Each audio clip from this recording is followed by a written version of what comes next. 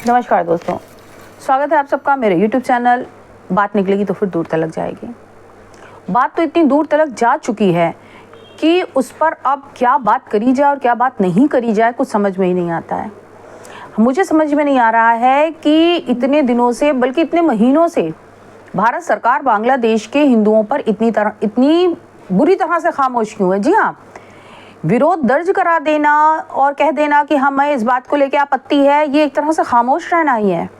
भारत जैसा एक बड़ा देश जिसके आगे बांग्लादेश की कोई वक़्त ही नहीं है।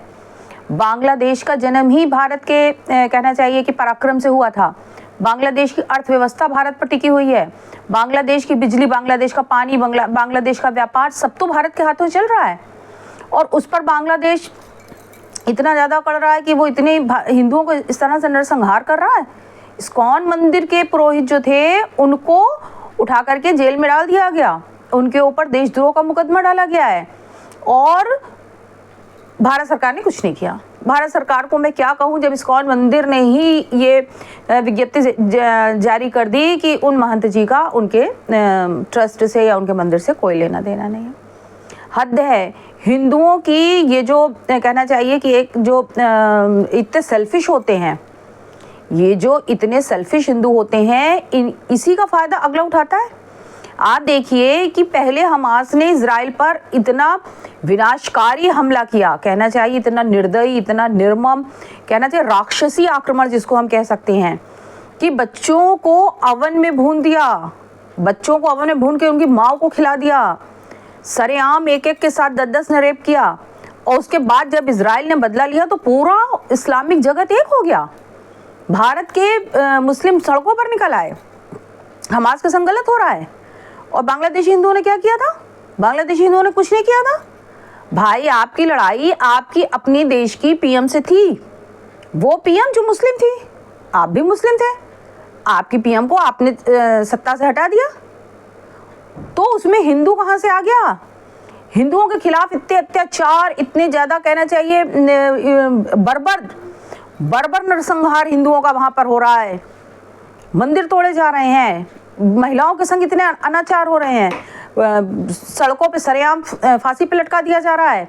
ये क्या पूरे जगत को दिखाई नहीं दे रहा? और जगत गया, मैं तो कहती हूँ यूरोप गया भाड़ में, मेरी तरफ से गया, यूरोप अमेरिका भाड़ में गया। उनका जो मानव अधिकार है, जो उनका यूएनओ है, वो सब शो पीस हैं। वो अमेरिका के वो सब शो पीस हैं, यूरोप के और अमेरिका के। हमें उससे कोई लेना देना नहीं, ना उनके ऊपर हमारा कोई जोर है। सीधी सी बात है, हमारे घर में अगर कुछ हो रहा है, हमारी बहन बेटी के संग अगर कुछ हो रहा है, तो उसके जिम्मेदार हम है ना।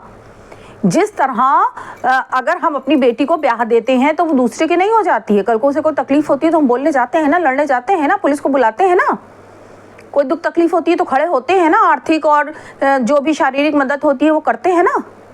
तो वो बांग्लादेशी जो कल तक हमारे भाई थे, हमारे ही देश का अंग थे, हमारे ही हिंदू समाज के लोग थे, अगर आज वो मुसीबत में है तो भारत सरकार क्या कर रही है? आज का मेरा सवाल जो है भारत सरकार से, आप ये मत बताइए। सुधांशु जी, मैंने सुना था चैनल पर बोल रहे थे कि किसी भी विपक्षी ने ट्वीट नहीं किया। अरे आपके ट्वीट ने क्या कर लिया? क्या उखाड़ लिया आपके विरोध दर्ज करने ने उन बांग्लादेशी आतताइयों का, उन आतंकवादियों का? उन कहना चाहिए आज भी वो वही उसी तरह नृशंस हैं जैसे उनके सेंट्रल एशिया से आए हुए पूर्वज हुआ करते थे ना। वो उतने ही कहना चाहिए कबीलियाई हैं, उतने ही वो नृशंस हैं, उतनी ही उनकी राक्षसी प्रवृत्ति है। वो आज भी समाज में सामाजिक नहीं हुए हैं, वो मानव नहीं बने हैं, वो आज भी वही खूंखार भेड़िए हैं।